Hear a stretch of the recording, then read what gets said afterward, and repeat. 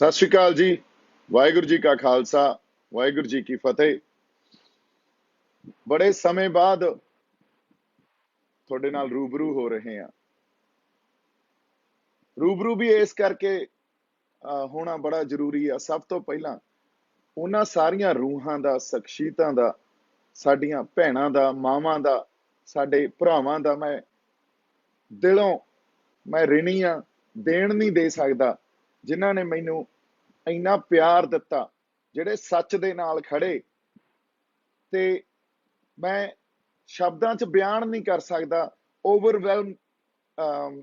Overwhelming ਜਿਹੜੀ ਇੱਕ feeling ਆ, ਇਹ ਜਿੰਨਾ ਤੁਸੀਂ ਪਿਆਰ ਦਿੱਤਾ, ਜਿੰਨੇ ਨਾਲ ਖੜੇ ਅਰਦਾਸਾਂ ਕੀਤੀਆਂ, ਤੇ ਇਹੀ ਅਰਦਾਸਾਂ ਕਢਾ ਲਿਆਈਆਂ। ਨਹੀਂ ਤਾਂ ਹਜੇ ਲੱਗਦਾ ਸੀ ਵੀ ਹੋਰ ਟਾਈਮ ਲਾਉਣਾ ਪਊਗਾ। ਜਿਸ ਤਰ੍ਹਾਂ ਈਵਨ ਗੁਰਦੁਆਰਾ ਦਿੱਲੀ ਗੁਰਦੁਆਰਾ ਕਮੇਟੀ, ਉਹਨਾਂ ਦੀ ਟੀਮ, ਸਾਡੇ ਆਪ ਦੇ ਬੰਦੇ, ਆਪਣਾ ਖੋਸਾ ਬਾਈ, ਅਭਿਸ਼ੇਕ, ਮਨਦੀਪ, ਹੋਰ ਬੰਦੇ ਜਿਹੜੇ ਸਾਰੇ ਨਾਲ ਖੜੇ, ਵਰਦੀਆਂ 'ਚ ਖੜੇ, ਵਰਦੀ ਅੱਗ 'ਚ ਨਾਲ ਖੜੇ।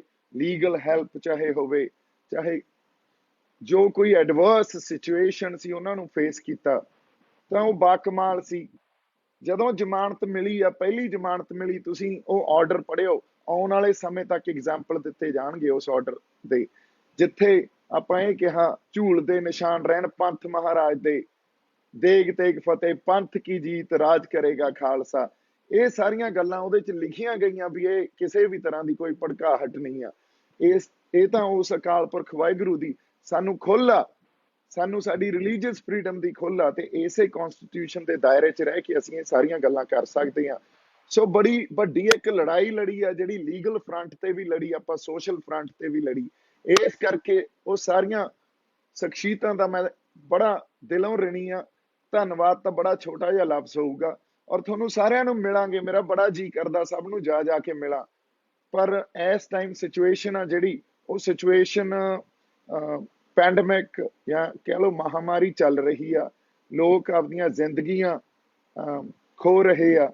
ਸੋ ਉਹਨਾਂ ਦੇ ਪਰਿਵਾਰਾਂ ਨਾਲ ਖੜਨਾ, ਜਾਂ ਜਿਹੜੇ ਸਾਡੇ ਕਿਸਾਨੀ ਸੰਘਰਸ਼ 'ਚ ਸਾਡੇ ਬੰਦੇ ਸਾਥ ਛੱਡ ਗਏ, ਉਹ ਕਿਵੇਂ ਛੱਡ ਗਏ? ਸਰਕਾਰ ਦੀਆਂ ਇਹਨਾਂ ਹੁਕਮਰਾਨਾਂ ਦੀਆਂ ਮਾੜੀਆਂ ਨੀਤੀਆਂ ਕਰਕੇ, ਜੋ ਇਹਨਾਂ ਨੇ ਜ਼ੁਲਮ ਸਾਡੇ ਤੇ ਕੀਤੇ ਆ, ਉਸ ਕਰਕੇ ਉਹ ਸਰੀਰ ਵਿਛੋੜਾ ਦੇ ਗਏ। ਉਹਨਾਂ ਸਾਰੇ ਬੰਦਿਆਂ ਦੇ ਘਰੇ ਜਾ ਕੇ ਉਹਨਾਂ ਦੇ ਪਰਿਵਾਰਾਂ ਨਾਲ ਬੈਠੀਏ। ਪਰ ਸਿਚੁਏਸ਼ਨ ਥੋੜੀ ਜਿਹੀ ਠੀਕ ਹੋ ਲੈਣ ਦਿਓ। ਹਜੇ ਸਾਨੂੰ ਇੱਕ ਪਾਸੇ ਸਾਡਾ ਕਿਸਾਨੀ ਸੰਘਰਸ਼ ਚੱਲ ਰਿਹਾ, ਦੂਜੇ ਪਾਸੇ ਜਿਹੜੀ ਆ ਮਹਾਮਾਰੀ ਚੱਲ ਰਹੀ ਆ। ਇਹ ਦੋਨਾਂ ਸਿਚੁਏਸ਼ਨਸ ਨਾਲ ਨਜਿੱਠਣਾ, ਇਹਨਾਂ ਦੋਨਾਂ ਦੀ ਆਪਾਂ ਗੱਲ ਵੀ ਕਰਾਂਗੇ। ਗੱਲਾਂ ਬਹੁਤ ਆ ਕਰਨ ਨੂੰ, ਉਹਨਾਂ ਗੱਲਾਂ ਨੂੰ ਆਪਾਂ ਸਮੇਂ-ਸਮੇਂ ਤੋਂ ਅੱਗੇ ਵੀ ਲੈ ਕੇ ਆਵਾਂਗੇ, ਕਰਾਂਗੇ ਵੀ। ਪਰ ਇਸ ਟਾਈਮ ਜਿਹੜੀ ਲੜਾਈ ਅਸੀਂ ਵਿੱਢੀ ਸੀ, ਸਾਡੀ ਹੋਂਦ ਦੀ ਲੜਾਈ, ਉਹੀ ਸੰਘਰਸ਼ ਹਜੇ ਵੀ ਚੱਲ ਰਿਹਾ। ਸੋ ਉਸ ਸੰਘਰਸ਼ 'ਚ ਸਾਨੂੰ ਇੱਕ ਗੱਲ ਜ਼ਰੂਰ ਵਾਚਣੀ ਚਾਹੀਦੀ ਆ, ਵੀ ਸਾਡਾ ਮਕਸਦ ਸੀ ਸਰਕਾਰ ਨਾਲ ਲੜਨਾ, ਗਵਰਨਮੈਂਟ ਨਾਲ ਲੜਨਾ, ਤੇ ਜਿਹੜੀਆਂ ਨੀਤੀਆਂ ਆ, ਜਿਹੜੇ ਨਵੇਂ ਕਾਨੂੰਨ ਬਣਾਏ ਆ, ਉਹਨਾਂ ਨੂੰ ਰੱਦ ਕਰਾਉਣਾ, ਉਸ ਸੰਘਰਸ਼ ਨੂੰ ਜਿੱਤਣਾ। ਉਸੇ ਮਕਸਦ ਤੇ ਅਸੀਂ ਕਾਇਮ ਰਹੀਏ। ਆਪਸ 'ਚ ਅਸੀਂ ਨਾ ਉਲਝੀਏ, ਨਾ ਇੱਕ ਦੂਜੇ ਤੇ ਤੌਹਮਤਾਂ ਲਾਈਏ। ਬੜਾ ਕੁਝ ਕਹਿ ਸੁਣ ਲਿਆ, ਹੁਣ ਮੈਨੂੰ ਲੱਗਦਾ ਸਾਨੂੰ ਇੱਕ ਵਾਰੀ ਫੇਰ ਇਕੱਠੇ ਹੋ ਜਾਣਾ ਚਾਹੀਦਾ, ਏਕੇ 'ਚ ਰਹਿਣਾ ਚਾਹੀਦਾ। ਕਿਉਂ? ਔਰ ਮਾਹੌਲ ਨੂੰ ਬੜਾ ਹੀ ਸਾਨੂੰ ਕੰਜੇਨੀਅਲ, ਇੱਕ ਸਹਿਜ ਤੇ ਫਰੈਂਡਲੀ ਬਣਾ ਲੈਣਾ ਚਾਹੀਦਾ। ਇਹ ਬੜੀ ਜ਼ਰੂਰਤ ਹੈ ਇਸ ਵੇਲੇ ਸਾਡੀ, ਕਿਉਂਕਿ ਹੋਂਦ ਦੀ ਲੜਾਈ ਲੜ ਰਹੇ ਹਾਂ। ਤੇ ਜਦੋਂ ਐਡਾ ਵੱਡਾ ਮਕਸਦ ਲੈ ਕੇ ਤੁਰੇ ਹੋਈਏ, ਉਦੋਂ ਨਿੱਜ ਨਹੀਂ ਦੇਖੀਦੇ, ਜਾਂ ਜਥੇਬੰਦਕ ਢਾਂਚੇ ਦੇ ਵੀ ਜਿਹੜੇ ਸਵਾਰਥ ਆ ਉਹ ਨਹੀਂ ਦੇਖੀਦੇ। ਉਹ ਤੋਂ ਵੀ ਉੱਤੇ ਉੱਠਣਾ ਪੈਂਦਾ, ਤੇ ਸਾਨੂੰ ਇਹ ਕਰਨਾ ਪਊਗਾ। ਇਹੀ ਸਾਨੂੰ ਸਾਡੇ ਗੁਰੂਆਂ ਨੇ, ਸਾਡੇ ਰਹਿਬਰਾਂ ਨੇ ਸਿਖਾਇਆ ਸੀ। ਕੱਲਾ ਸਿਖਾਇਆ ਨਹੀਂ, ਕੱਲਾ ਕਿਹਾ ਨਹੀਂ, ਕਰਕੇ ਦਿਖਾਇਆ ਸੀ। ਤੁਸੀਂ ਇਹ ਵੇਖੋ, ਇਸ ਵੇਲੇ ਮਹਾਮਾਰੀ ਚੱਲ ਰਹੀ ਆ। ਇਸ ਮਹਾਮਾਰੀ 'ਚ ਜਿਸ ਤਰ੍ਹਾਂ ਗੁਰਦੁਆਰਾ ਸਾਹਿਬ ਦੇ ਬਾਹਰ ਆਕਸੀਜਨ ਦੇ ਲੰਗਰ ਲੱਗੇ ਆ, ਜਿਵੇਂ ਸਰਦਾਰ ਰਵੀ ਸਿੰਘ ਖਾਲਸਾ ਏਡ ਵਾਲੇ ਜਾਂ ਹੋਰ ਬਹੁਤ ਸਿੱਖ ਜਥੇਬੰਦੀਆਂ, ਤੁਸੀਂ ਵੇਖੋ ਉਹਨਾਂ ਨੇ ਬਾਹਰੋਂ ਮਸ਼ੀਨਾਂ ਵੀ ਭੇਜੀਆਂ, ਆਕਸੀਜਨ ਵਾਲੀਆਂ ਸਿਲੰਡਰਸ ਵੀ ਭੇਜੇ ਆ। ਬ੍ਰਿਟਿਸ਼ ਏਅਰਵੇਜ਼ ਨਾਲ ਟਾਈ ਅਪ ਕਰਕੇ ਉਹਨਾਂ ਨੇ ਉੱਥੋਂ ਫਲਾਈਟ ਰਾਹੀਂ ਭੇਜ ਰਹੇ ਆ। ਇਹ ਸਾਡੀਆਂ ਪਿਰਤਾਂ ਜਿਹੜੀਆਂ ਸਾਡੇ ਗੁਰੂ ਪਾ ਗਏ, ਇਹ ਸਾਡੀਆਂ ਰਵਾਇਤਾਂ, ਅਸੀਂ ਬਹੁਤ ਕੁਝ ਛੱਡ ਗਏ ਹੋਵਾਂਗੇ, ਪਰ ਮਾਣ ਆ ਮੈਨੂੰ ਸਾਡੀ ਕੌਮ ਤੇ ਵੀ ਅਸੀਂ ਉਹਨਾਂ ਪਿਰਤਾਂ ਨੂੰ, ਉਹਨਾਂ ਰਵਾਇਤਾਂ ਨੂੰ ਤੇ ਸਾਡੀ ਸੇਵਾ ਭਾਵਨਾਵਾਂ ਨੂੰ ਹਜੇ ਤੱਕ ਨਹੀਂ ਛੱਡਿਆ। ਕਿਉਂ? ਇਹ ਕਿਸੇ ਖਿਲਾਫ ਚੋਂ ਪ੍ਰਗਟ ਨਹੀਂ ਹੋਈ ਗੱਲ, ਇਹ ਗੱਲ ਉਹਨਾਂ ਗੁਰੂਆਂ ਦੀ, ਉਹਨਾਂ ਰਹਿਬਰਾਂ ਦੀ ਕਮਾਈਆਂ ਕੀਤੀਆਂ ਹੋਈਆਂ, ਉਸ ਕਮਾਈ ਸਦਕਾ ਹੀ ਜੋ ਸਾਡੇ ਅੰਦਰ ਉਹਨਾਂ ਨੇ ਚਿਣਗਾਂ ਲਾਈਆਂ, ਜੋ ਪਿਰਤਾਂ ਉਹ ਪਾ ਗਏ, ਅੱਜ ਤੱਕ ਕਾਇਮ ਆ। ਔਰ ਅੱਜ ਸਾਰੀ ਦੁਨੀਆ ਇੱਕ ਵਾਰੀ ਫੇਰ, ਜਿਵੇਂ ਇਸ ਕੌਮ ਨੇ, ਸਾਡੇ ਸਾਰੇ ਪੰਜਾਬ ਨੇ ਸੰਘਰਸ਼, ਮੈਂ ਹਮੇਸ਼ਾ ਕਹਿੰਦਾ ਸੀ ਕੱਲਾ ਪੰਜਾਬ ਤੱਕ ਨਹੀਂ ਆ, ਇਹਦੀ ਲੋਕਲ ਸਿਗਨੀਫੀਕੈਂਸ ਨਹੀਂ ਆ, ਇਹ ਨੈਸ਼ਨਲ ਸਿਗਨੀਫੀਕੈਂਸ ਵੀ ਨਹੀਂ ਆ, ਇਹ ਗਲੋਬਲ ਆ। ਤੇ ਅਸੀਂ ਉੱਥੋਂ ਤੱਕ ਪਹੁੰਚੇ, ਔਰ ਬੜਾ ਬਦਨਾਮ ਕੀਤਾ ਗਿਆ, ਬੜਾ ਕੁਝ ਕਿਹਾ ਗਿਆ, ਪਰ ਫਿਰ ਵੀ ਇੱਕ ਵਾਰੀ ਸੱਚ ਸਾਹਮਣੇ ਆ ਗਿਆ।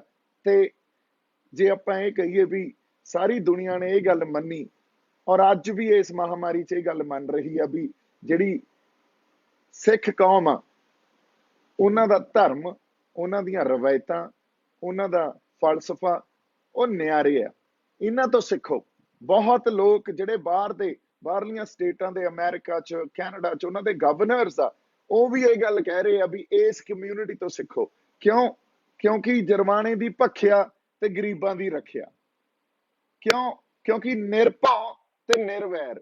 ਨਾ ਤਾਂ ਅਸੀਂ ਕਦੇ ਕਿਸੇ ਨਾਲ ਵੈਰ ਪਾਲਿਆ, ਨਿੱਜ ਲਈ ਤਾਂ ਅਸੀਂ ਲੜੇ ਹੀ ਨਹੀਂ ਨਾ, ਹਮੇਸ਼ਾ ਲੜੇ ਆ ਤਾਂ ਇੱਕ ਬਹੁਤ ਵੱਡੇ ਪਰਪਸ ਲਈ ਲੜੇ ਆ। ਇਹੀ ਜਿਹੜੀ ਗੱਲ ਆ ਸਾਨੂੰ ਨਿਆਰਾ ਬਣਾਉਂਦੀ ਆ। ਪਰ ਇਸ 'ਚ ਇਹ ਗੱਲ ਨਹੀਂ ਵੀ ਦੂਜਿਆਂ ਨੂੰ ਕਿਤੇ ਆਪਾਂ ਘੱਟ ਲੀਕਦੇ ਆ, ਦੂਜੇ ਵੀ ਸਾਡੇ ਹੀ ਆ, ਇਹ ਸਾਰੀ ਇਨਸਾਨੀਅਤ ਹੀ ਸਾਡੀ ਆ। ਕਿਉਂਕਿ ਮਾਨਸ ਕੀ ਜਾਤ ਸਭੇ ਇੱਕੋ ਪਹਿਚਾਨ ਬੋ ਦਾ ਸੁਨੇਹਾ ਹੀ ਸਾਡੇ ਰਹਿਬਰਾਂ ਨੇ, ਸਾਡੇ ਗੁਰੂਆਂ ਨੇ ਦਿੱਤਾ। ਅਗਲੀ ਗੱਲ, ਜਦੋਂ ਆਪਾਂ ਸੰਘਰਸ਼ ਦੀ ਕਰਦੇ ਆ, ਸੰਘਰਸ਼ ਦੀ ਗੱਲ 'ਚ ਵੀ ਸਾਨੂੰ ਇੱਕ ਗੱਲ ਸਿੱਖਣੀ ਪਊਗੀ। ਅਸੀਂ ਉਸ ਸਰਕਾਰ ਦੇ ਅਗੇਂਸਟ ਜਾਂ ਉਹਨਾਂ ਹੁਕਮਰਾਨਾਂ ਦੇ ਅਗੇਂਸਟ ਲੜ ਰਹੇ ਆ ਜਿਨ੍ਹਾਂ ਨੇ ਹਜੇ ਤੱਕ ਇੱਕ ਫਾਸਿਜ਼ਮ ਨੂੰ, ਇੱਕ ਫਾਸਿਸਟ ਕੌਂਸਟੀਟਿਊਂਸੀ ਤਿਆਰ ਕੀਤੀ ਆ। ਉਹਨਾਂ ਨੇ ਕਦੇ ਕਿਸੇ ਦੀ ਮਾੜੀ ਜੀ ਗੱਲ ਵੀ ਨਹੀਂ ਮੰਨੀ। ਉਹ ਵੱਖਰੀ ਗੱਲ ਆ ਵੀ ਅਸੀਂ ਜਿਸ ਤਰ੍ਹਾਂ ਇਸ ਸੰਘਰਸ਼ ਨੂੰ ਵਿੱਢਿਆ ਸੀ, ਫਿਰ ਇਸ ਸੰਘਰਸ਼ ਨੂੰ ਅਸੀਂ ਦਿੱਲੀ ਤੱਕ ਪਹੁੰਚਾਇਆ ਸੀ, ਫਿਰ ਨੈਸ਼ਨਲੀ ਪਹੁੰਚਾਇਆ, ਫਿਰ ਇੰਟਰਨੈਸ਼ਨਲੀ ਪਹੁੰਚਾਇਆ। ਕਿਤੇ ਨਾ ਕਿਤੇ ਅਸੀਂ ਵੀ ਕੁਝ ਗਲਤੀਆਂ ਕਰ ਗਏ ਹੋਵਾਂਗੇ। ਸਾਡੀ ਲੀਡਰਸ਼ਿਪ ਨੂੰ ਚਾਹੀਦਾ ਉਹਨਾਂ ਗਲਤੀਆਂ ਨੂੰ ਵੀ ਐਕਸੈਪਟ ਕਰਨ, ਉਹਨਾਂ ਗਲਤੀਆਂ ਨੂੰ ਐਕਸੈਪਟ ਕਰਕੇ ਹਜੇ ਵੀ ਅਸੀਂ ਇੱਕ ਦੂਜੇ ਨੂੰ ਸਪੇਸ ਦਈਏ, ਇੱਕ ਦੂਜੇ ਨੂੰ ਸਪੇਸ ਦੇ ਕੇ ਇਕੱਠੇ ਲੜਨ ਦੀ ਜਾਂਚ ਆ ਜਿਹੜੀ ਸਾਨੂੰ ਉਹ ਆਉਣੀ ਚਾਹੀਦੀ ਆ। ਏਕਾ ਰੱਖ ਕੇ ਲੜਨ ਦੀ ਜਾਂਚ ਸਾਨੂੰ ਆਉਣੀ ਚਾਹੀਦੀ ਆ। ਜੇ ਅਸੀਂ ਇਹ ਨਹੀਂ ਸਿੱਖਾਂਗੇ ਫਿਰ ਅਸੀਂ ਹਮੇਸ਼ਾ ਵਾਂਗੂ, ਕਿਉਂਕਿ ਪੰਜਾਬ 'ਚ ਬੜੀ ਤਰ੍ਹਾਂ ਔਰ ਬਹੁਤ ਸਮੇਂ ਤੋਂ ਸਮੇਂ ਮਾਸ ਇਰਪਸ਼ਨਸ ਹੋਈਆਂ, ਲੋਕਾਂ ਨੇ ਕਦੇ ਪਿੱਠ ਨਹੀਂ ਦਿਖਾਈ, ਪਰ ਲੀਡਰਸ਼ਿਪ ਹਮੇਸ਼ਾ ਪਿੱਠ ਦਿਖਾਉਂਦੀ ਰਹੀ। ਇਹਦੇ ਬੜੇ ਕਾਰਨ ਹੋ ਸਕਦੇ ਆ। ਸਟੇਟ ਅੱਜ ਦੀ ਬਹੁਤ ਪਾਵਰਫੁਲ ਹੋ ਗਈ ਆ, ਜਾਂ ਉਹਨਾਂ ਦੀ ਐਬਿਲਿਟੀ ਜਿਹੜੀ ਇਹ ਬੜੀ ਵੱਧ ਗਈ ਆ ਵੀ ਲੀਡਰਸ਼ਿਪ ਨੂੰ ਕਰਪਟ ਕਰ ਸਕਦੇ ਆ ਉਹ ਕਿਸੇ ਨਾ ਕਿਸੇ ਤਰ੍ਹਾਂ। ਇਹਦਾ ਇੱਕ ਰੀਜ਼ਨ ਜਿਹੜਾ ਕੈਪੀਟਲਿਜ਼ਮ ਆ, ਕੈਪੀਟਲਿਸਟਿਕ ਸੁਸਾਇਟੀ ਹੋ ਗਈ ਆ, ਜਿਸ ਤਰ੍ਹਾਂ ਦੇ ਲੋੜਾਂ ਵਧਾ ਕੇ ਬੈਠੇ ਆ ਅਸੀਂ, ਜਿਵੇਂ ਕੰਜ਼ਿਊਮਰਿਜ਼ਮ ਆ ਗਿਆ, ਉਹ ਵੀ ਹੋ ਸਕਦਾ ਕਿਉਂਕਿ ਪੈਸੇ ਤੇ ਬੜੇ ਵੱਡੇ ਵੱਡੇ ਡਿੱਗ ਪੈਂਦੇ ਆ, ਜਾਂ ਅਹੁਦਿਆਂ ਤੇ ਬੜੇ ਵੱਡੇ ਵੱਡੇ ਡਿੱਗ ਪੈਂਦੇ ਆ। ਪੁਰਾਣੀ ਲੀਡਰਸ਼ਿਪ ਐ ਨਹੀਂ ਹੁੰਦੀ ਸੀ। ਮੈਂ ਤੁਹਾਨੂੰ ਇੱਕ ਐਗਜ਼ਾਮਪਲ ਦਿੰਨਾ, ਜਦੋਂ ਆਜ਼ਾਦੀ ਦੀ ਲੜਾਈ ਲੜੀ ਜਾ ਰਹੀ ਸੀ ਨਾ, ਉਦੋਂ ਨਰਮ ਖਿਆਲੀਏ ਵੀ ਸੀ ਤੇ ਗਰਮ ਖਿਆਲੀਏ ਵੀ ਸੀ। ਉਦੋਂ ਬੱਬਰ ਅਕਾਲੀ ਵੀ ਸੀ ਤੇ ਸਾਡੇ ਗਦਰੀ ਬਾਬੇ ਵੀ ਸੀ। ਉਦੋਂ ਭਗਤ ਸਿੰਘ, ਸਰਦਾਰ ਭਗਤ ਸਿੰਘ ਵਰਗੇ, ਸਰਦਾਰ ਕਰਤਾਰ ਸਿੰਘ ਸਰਾਭੇ ਵਰਗੇ ਵੀ ਸੀ ਤੇ ਗਾਂਧੀ ਵਰਗੇ ਵੀ ਸੀ। ਪਰ ਇੱਕ ਗੱਲ ਸਾਨੂੰ ਵਾਚਣੀ ਜਾਂ ਸਿੱਖਣੀ ਉੱਥੋਂ ਚਾਹੀਦੀ ਆ, ਹਰ ਬੰਦੇ ਨੇ ਇੱਕ ਦੂਜੇ ਨੂੰ ਸਪੇਸ ਦਿੱਤੀ ਹੋਈ ਸੀ। ਉਹਨਾਂ ਨੇ ਆਜ਼ਾਦੀ ਦੀ ਲੜਾਈ ਸਾਰੇ ਲੜ ਰਹੇ ਸੀ, ਪਰ ਉਹਨਾਂ ਦਾ ਪਰਸਪੈਕਟਿਵ ਸਾਰਿਆਂ ਦਾ ਵੱਖਰਾ ਵੱਖਰਾ ਸੀ।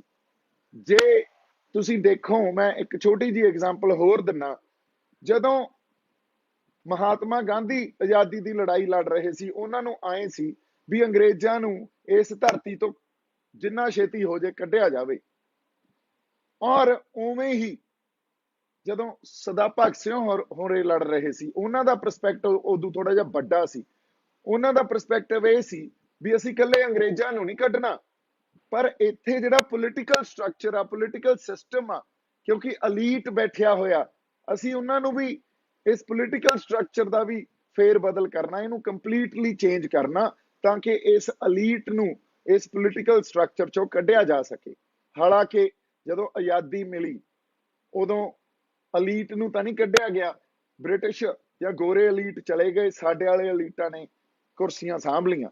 सो परस्पैक्टिव वखरे वखरे हो सकते आ, एक दूजे नू स्पेस देना सीखीए ते एक मकसद लई असीं इकट्ठे होके लड़ना सीखीए।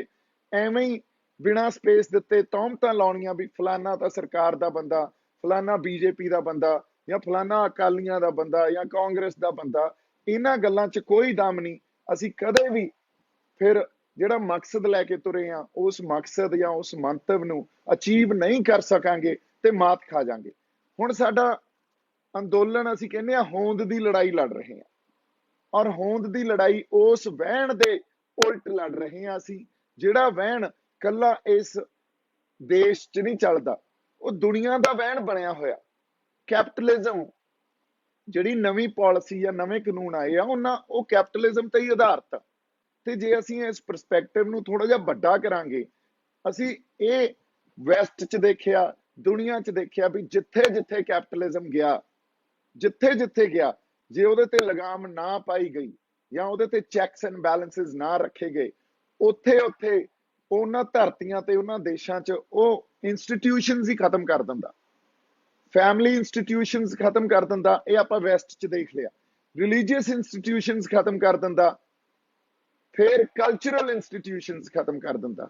ते साडा कल्चर आपां जे होंद दी एग्जिस्टेंशियल क्राइसिस नाल असीं जूझ रहे हां, होंद दी लड़ाई लड़ रहे हां, तां सानू पहली गल ये समझनी पऊगी भी जे असीं अज महामारी च ऑक्सीजन दे लंगर लाए होए आ ना, या अंदोलन च जिस तरह असीं सेवा कीती आ, जिस तरह संगत ने, सारी कौम ने, पंजाबियां ने, साडे हरियाणे वालियां ने सेवा कीती है, साडा कल्चर।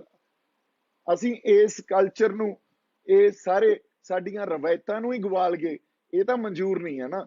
ਇਸੇ ਲਈ ਜਦੋਂ ਇਨਸਾਨ ਜਾਂ ਉਹ ਬੰਦੇ, ਮੈਂ ਹਮੇਸ਼ਾ ਉਹਨਾਂ ਨੂੰ ਇੱਕ ਨਵਾਂ ਲਫ਼ਜ਼ ਮੈਂ ਸਿੱਖਿਆ, ਉਹਨਾਂ ਨੂੰ ਜਿਹੜੇ ਰਿਬੈਲ ਹੁੰਦੇ ਆ ਜਾਂ ਜਿਹੜੇ ਰੋਮਾਂਟਿਕ ਬੰਦੇ ਹੁੰਦੇ ਆ, ਰੋਮਾਂਟਿਕ ਬੰਦੇ ਆ ਜਿਹੜੇ ਆਪਦੀ ਆਈਡੀਓਲੋਜੀ ਨੂੰ ਇਸ਼ਕ ਕਰਦੇ ਆ, ਜਿਹੜੇ ਆਪਦੇ ਲੋਕਾਂ ਨੂੰ, ਆਪਦੀ ਧਰਤੀ ਨੂੰ ਤੇ ਆਪਦੀਆਂ ਰਵਾਇਤਾਂ ਨੂੰ, ਆਪਦੇ ਸੱਭਿਆਚਾਰ ਨੂੰ, ਜੋ ਫਿਰ ਤਾਂ ਗੁਰੂ ਸਾਹਿਬ ਪਾ ਗਏ ਸੀ, ਉਹਨਾਂ ਨੂੰ ਇਸ਼ਕ ਕਰਦੇ ਆ, ਉਹਨਾਂ ਰੋਮਾਂਟਿਕ ਬੰਦਿਆਂ ਨੂੰ ਫਿਰ ਖੜਾ ਹੋਣਾ ਪੈਂਦਾ, ਉਹਨਾਂ ਨੂੰ ਆਵਾਜ਼ ਬੁਲੰਦ ਕਰਨੀ ਪੈਂਦੀ ਆ, ਤੇ ਅਸੀਂ ਉਹ ਰੋਮਾਂਟਿਕ ਬੰਦੇ ਆ। ਇਸ ਕਰਕੇ ਇਹਨਾਂ ਸਰਕਾਰਾਂ ਦੇ ਖਿਲਾਫ ਹਮੇਸ਼ਾ ਹੀ ਆਪਾਂ, ਜਦੋਂ ਜਦੋਂ ਇਹ ਜ਼ੁਲਮ ਕਰਦੀਆਂ ਰਹਿਣਗੀਆਂ, ਜਦੋਂ ਜਦੋਂ ਇਹ ਆਪਦੀਆਂ ਨੀਤੀਆਂ ਘੜਨਗੀਆਂ ਵੀ ਸਾਡਾ ਸੱਭਿਆਚਾਰ, ਸਾਡੀ ਹੋਂਦ ਖਤਰੇ 'ਚ ਆਵੇ, ਅਸੀਂ ਆਵਾਜ਼ ਬੁਲੰਦ ਕਰਦੇ ਰਹਾਂਗੇ। फैज साहब ने एक बड़ी ब्यूटीफुल नज़म लिखी सी, ते वो मैं थोड़े नाल शेयर भी करदा। हम देखेंगे, लाजिम है कि हम भी देखेंगे वो दिन के जिसका वादा है, जो लोहे अजल में लिखा है हम देखेंगे, लाजिम में हम भी देखेंगे। जब जुल्मों सितम के कोहे गरा रूई की तरह उड़ जाएंगे, ये हम माकूमों के पांव तले ये धरती धर धर धड़केगी, और अहले हकम के सर ऊपर जब बिजली कड़कड़ कड़केगी, हम देखेंगे, लाजिम है हम भी देखेंगे। बस नाम रहेगा अल्लाह का, बस नाम रहेगा अल्लाह का, वाहिगुरू दा, राम दा, बस नाम रहेगा अल्लाह का, जो गायब भी है हाजिर भी, जो मंजर भी है नाजिर भी, उठेगा अनहल हक का नारा, जो मैं भी हूं और तुम भी हो, और राज करेगा खल के खुदा, जो मैं भी हूं और तुम भी हो। हम देखेंगे, लाजिम है हम भी देखेंगे। सो ये गल लाजिम आ, आपां देखांगे। सब ताज उछाले जाएंगे, सब तख्त उखाड़े जाएंगे, लाजिम है हम भी देखेंगे। सो गल इत्थों ही जाहिर हो जाती आ, ਅਸੀਂ ਇਹਨਾਂ ਸਰਕਾਰਾਂ ਦੇ ਖਿਲਾਫ ਲੜਦੇ ਰਹਾਂਗੇ, ਆਪਦੀ ਆਵਾਜ਼ ਬੁਲੰਦ ਕਰਦੇ ਰਹਾਂਗੇ। ਇਹ ਸੰਘਰਸ਼ੀ ਬੰਦਿਆਂ ਦੀ, ਇਹ ਧਰਮ ਆ, ਉਹਨਾਂ ਦਾ ਰੋਮਾਂਸ ਆ। ਪਰ ਇੱਕ ਗੱਲ ਬੜੀ ਜ਼ਰੂਰੀ ਆ, ਮਾਹੌਲ ਨੂੰ ਸਹਿਜ ਬਣਾਈਏ, एक दूजे दे अगेंस्ट असीं कोई हुण बयानबाजी या भाषा च जिहड़ा तरीका सलीका असीं भुल जाने आ, ओह ना करिए। किसान ਜਿਹੜੇ ਸਾਡੇ ਆਗੂ ਆ ਉਹ ਪ੍ਰੋਗਰਾਮ ਦੇਣ, ਉਸ ਪ੍ਰੋਗਰਾਮ ਤੇ ਡਟ ਕੇ ਪਹਿਰਾ ਦੇਣ, ਆਪਦੀ ਜ਼ਿੰਮੇਵਾਰੀ ਨੂੰ ਸਮਝਣ। ਅਸੀਂ ਉਹਨਾਂ ਦੇ ਨਾਲ ਆ, ਉਹਨਾਂ ਦੇ ਸੋਲਜਰ ਆ। 2-3 ਦਿਨ ਮੈਂ ਪੰਜਾਬ ਤੋਂ ਇੱਥੇ ਮੁੰਬਈ ਆ ਗਿਆ ਸੀ, ਕਿਉਂਕਿ ਲੰਮਾ ਸਮਾਂ ਸਭ ਕੁਝ ਬੰਦ ਪਿਆ ਸੀ। ਘਰ ਵੀ ਬੰਦ ਪਿਆ, ਮੇਰੀ ਕਾਰ ਵੀ ਨਹੀਂ ਸਟਾਰਟ ਹੋ ਰਹੀ ਸੀ, ਹਾਲਾਂਕਿ ਇੱਕ ਹੋ ਗਈ, ਦੂਜੀ ਤਾਂ ਜਮਾ ਹੀ ਨਹੀਂ ਹੋ ਰਹੀ ਸੀ।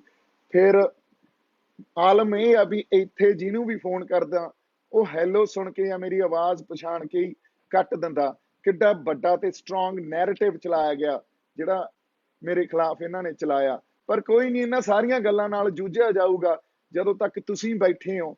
ਤੁਹਾਡਾ ਪਿਆਰ ਆ, ਤੁਹਾਡੀਆਂ ਅਰਦਾਸਾਂ, ਉਦੋਂ ਤੱਕ ਮੈਂ ਹੌਸਲੇ 'ਚ ਆ ਤੇ ਹਮੇਸ਼ਾ ਹੀ ਹੌਸਲੇ 'ਚ ਰਹਾਂਗੇ।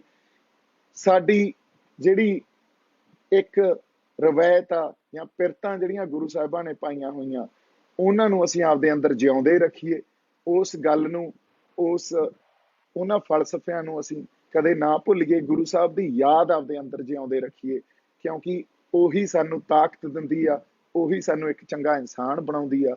ਤੇ ਇੰਨੀਆਂ ਕੁ ਗੱਲਾਂ ਅੱਜ ਤੁਹਾਡੇ ਨਾਲ ਕਰਨੀਆਂ ਸੀ। ਇੱਕ ਵਾਰੀ ਫੇਰ ਜਿਨ੍ਹਾਂ ਨੇ ਅਰਦਾਸਾਂ ਕੀਤੀਆਂ ਮੇਰੇ ਲਈ, ਪਿਆਰ ਦਿੱਤਾ, ਉਹਨਾਂ ਦਾ ਮੈਂ ਰਿਣੀ ਰਹਾਂਗਾ। ਉਹਨਾਂ ਨੂੰ ਬਹੁਤ ਛੇਤੀ ਮਿਲਾਂਗੇ। ਅਗਲਾ ਆਪਾਂ ਮੋਰਚੇ 'ਚ ਕਦੋਂ ਜਾਣਾ ਜਾਂ ਉੱਥੇ ਆਪਾਂ ਕੋਈ ਜੋ ਪਲਾਨ ਕਰਨਾ, ਪਿੰਡਾਂ 'ਚ ਜਾ ਕੇ ਸਾਡੇ ਉਹਨਾਂ ਸਾਰੇ ਬੰਦਿਆਂ ਨੂੰ ਮਿਲਣਾ, ਉਹਨਾਂ ਨਾਲ ਬਹਿ ਕੇ ਗੱਲਾਂ ਕਰਨੀਆਂ, ਉਹ ਵੀ ਬੜੀ ਛੇਤੀ ਇਹ ਗੱਲ ਆਪਾਂ ਸਾਹਮਣੇ ਲੈ ਕੇ ਆਵਾਂਗੇ, ਦੱਸਾਂਗੇ, ਸਾਰੀ ਸੰਗਤ ਨਾਲ ਸਾਂਝੀ ਕਰਾਂਗੇ। ਬਾਕੀ ਕਈ ਬੰਦਿਆਂ ਨੂੰ ਕਿਸੇ ਤਰ੍ਹਾਂ ਦਾ ਗੁੱਸਾ ਹੋ ਸਕਦਾ, ਉਹਨਾਂ ਦਾ ਗੁੱਸਾ ਵੀ ਸਿਰ ਮੱਥੇ, ਕੋਈ ਗੱਲ ਨਹੀਂ। ਆਪਦੇ ਬੰਦੇ ਗੁੱਸੇ ਵੀ ਹੋ ਜਾਂਦੇ ਆ, ਉਹਨਾਂ ਦਾ ਹੱਕ ਆ।